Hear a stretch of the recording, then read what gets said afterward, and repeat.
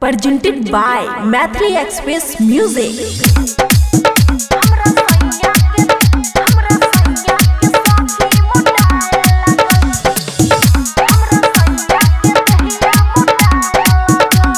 खुशी recording studio Baluaha. रहे पहले छौरा जना अब तो भेलै जवान की कहियो सखे सुनना पहले रहे छौरा जना अब तो भेलै जवान दुनु बेर खैला से हन गोटाए लगल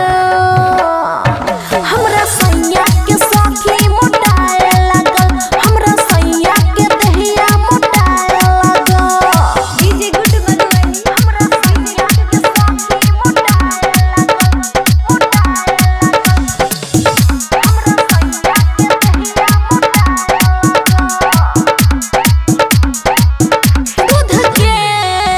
जब कैलो उठाना सैया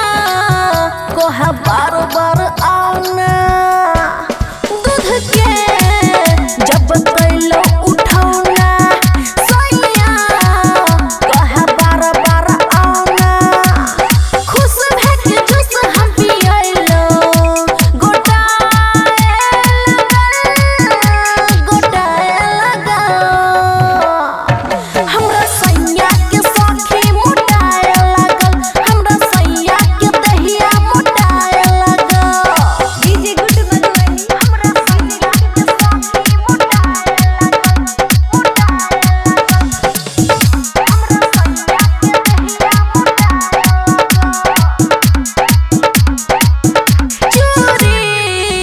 रोज फूटै छै हाथ में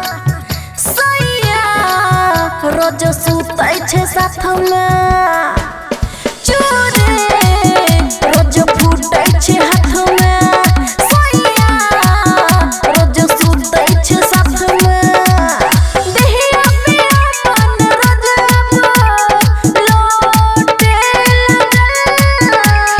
लोटे लगा हमरा सैया के साथी मोटाए लगल हमरा सैया के दहिया मोटाए लगल खुशी रिकॉर्डिंग स्टूडियो बलुआहा।